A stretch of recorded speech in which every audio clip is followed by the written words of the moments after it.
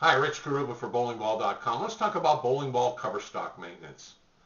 Bowling ball, to prepare your cover stock and keep that ball ready for use in competition, ready for use on the lane conditions you're most familiar with, is a very important thing to keep you competitive.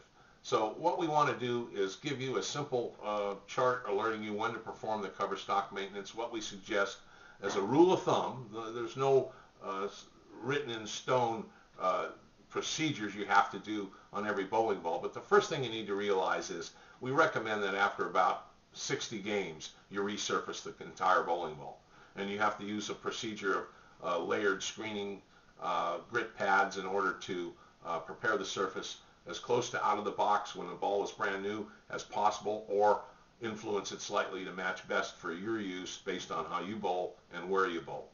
But here's a simple chart right now alerting you what to do. And keep in mind, it helps to have your own polishes and cleaners handy and clean that surface of the ball while you're bowling or when you're finished bowling each session.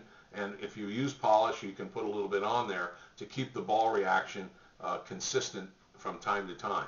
So that will help you as a stopgap and prolong your visits to the pro shop where you got to spend money in order to resurface the entire bowling ball.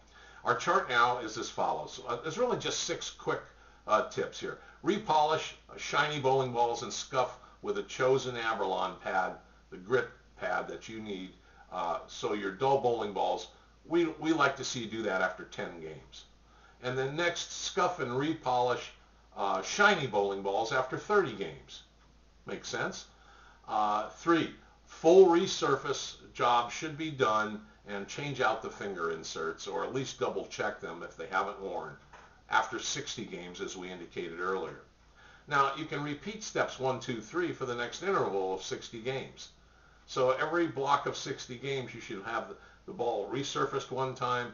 You should, after 30 games, you might want to scuff and repolish your shiny bowling balls, and after 10 games you want to repolish any of the shiny balls and use a milder grit scuffing pad to help clean the surface of the ball, pull the oil out of the pores. It helps to do all this procedure on a high-speed ball spinner, so you got to get to the pro shop. But you can do some of this yourself by hand, and you'll have to adjust the frequency of when you use it.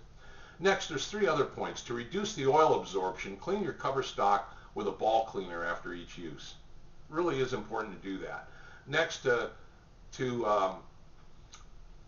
if you have a visible track on your bowling ball and you need to get to the pro shop, to have them remove the track with the screening procedure in order to restore the ball to its original factory finish.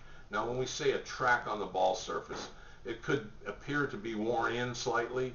It could be little indentations or marks on the ball just from wear, or a little bit of erosion from the top part of the urethane on the cover stock because you haven't been to the pro shop frequently enough. So you can take older bowling balls and restore them by getting a resurface job.